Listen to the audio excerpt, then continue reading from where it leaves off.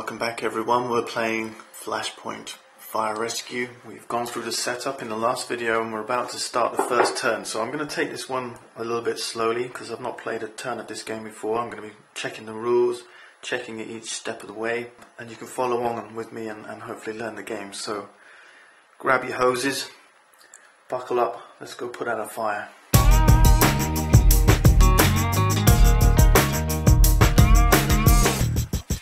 I've got a feeling I'm only going to get through one turn this evening, but let's grab these cards, these player aids, because they're going to help us get to grips with this.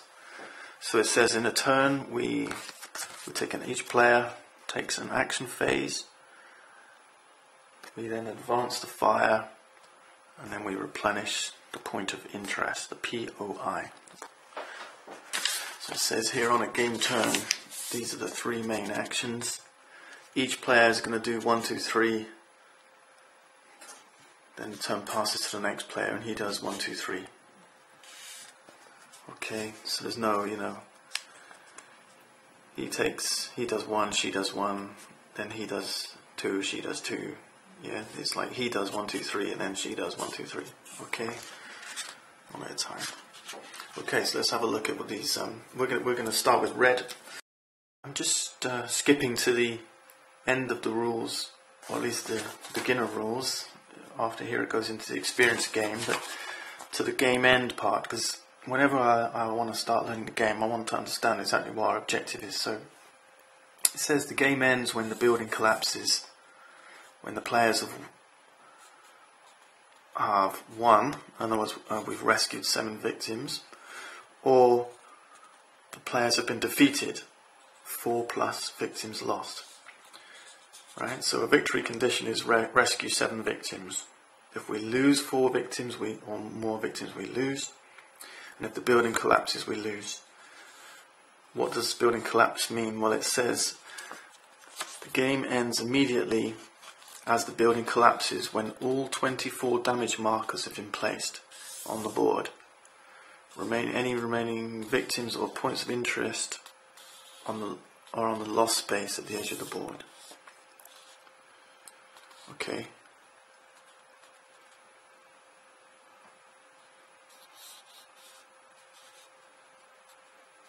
Okay, so I guess that means we could. It says see if you can rescue all 10 victims for a perfect game. So we might get to the victory condition. We've rescued 7 people, but we could carry on playing, and maybe the building might collapse between then and us carrying on. So, okay, that's quite nice. So we can carry on if we wish and try and kind of beat our best score or something like that. Right, so we don't want to lose these damage markers. There's 24 of them. And we don't want to lose our victims. Okay, so that's our objective. Now we understand our objective, we can think about taking a turn, playing some actions. Okay, let's start with turn 1. Now, if you don't mind, I'm going to take a bit of a liberty here and move this starting point. My aim is to get these points of interest. So there's one up here, so I'm going to put this guy here because I can come in this way. There's one here, so I could come in this way and get this one. But he's not in any danger at the moment. I don't know why he's cowering under the table or something, but why he's not running out himself. But there you go. I'm going to leave that one there. But there's one here, and I'm going to keep this guy here because I think I can chop through these walls, bash through this toilet here, and try and get to this guy. So I'm gonna start with doing that. So with my turn, I get 4 action points. I don't have to spend all of these action points. I can save some for next turn, and that's quite unique in these kind of games. I think I've played Pandemic, where you have action points that you can't save. If you don't use them, they're lost. So this is quite cool. We'll see how that works. So I can move with 1 action point open and close the door for 1 action point. Okay, so we're going to, these yellow ones here, these are for experience rules only, so I can ignore this. A wall segment with 2 damage markers is destroyed. So this is how we talked about the losing condition of the building collapsing when all these markers are used. These are destroyed tokens. It looks like we can actually make those destructions happen ourselves by chopping through walls. I think these outbreaks of fire can cause explosions which can also damage the building. So red is going to use 4 actions to go. 1, 2, that's 2 movements. The third one to open the door, and the fourth one to come through that door. So the red player here has used all 4 actions. So put them back in the supply. Right, the next step for the red player is to advance the fire. So we have to roll the dice for smoke. So we're going to roll these dice, and wherever the coordinates that are given is where the smoke is going to appear.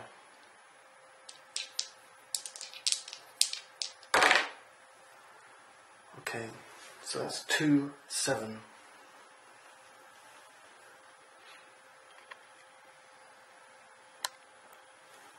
You take one of these smoke tokens, and 2, 7 is right here in this bedroom. So we place this with the smoke, not the fire, but the smoke side up.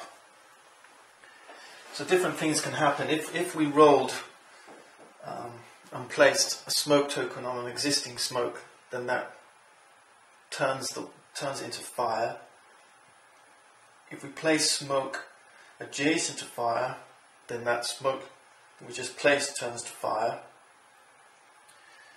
And if the smoke is placed on an existing fire, then we cause an explosion. So if that ever happens, we'll talk about what happens there. So the next step, after advancing the fire, is replenish the point of interest. If there's less than 3 POIs on the board, we roll and place a new one. While there isn't, we've still got our 3. Okay, we have no POIs to replenish, so that's the red turn completed. We move on to the yellow team, and they get their 4 actions.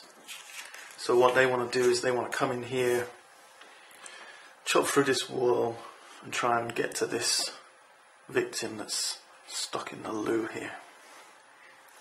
Okay, so with our first action we're going to move here, and then we can use each of the firefighters carry an axe, and we can use this axe to demolish walls so we can quickly reach trapped victims or create an escape route. But chopping through a wall takes 2 actions. So we're going to use our next 2 actions to chop through this wall here. That's 3 actions. We're going to save this action point for our next turn. I've placed this action token here, and we can save up to 4 tokens for our next turn. We can't save more. So I'm guessing that means we can have up to 8 actions on one turn if we save enough tokens. Yellow player has completed his action phase. We've saved unspent action points. Now we advance the fire, so we need to roll the dice once more.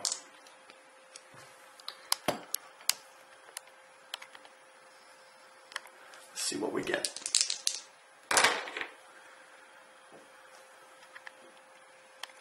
That's 6, 1, 6, 1. It's going to be here. So we place a smoke token here next to one of our victims.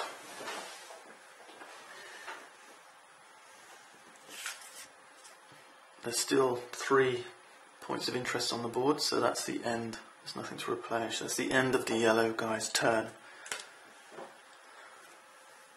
Okay, I think we've reached the end of turn 1 for our 2 players.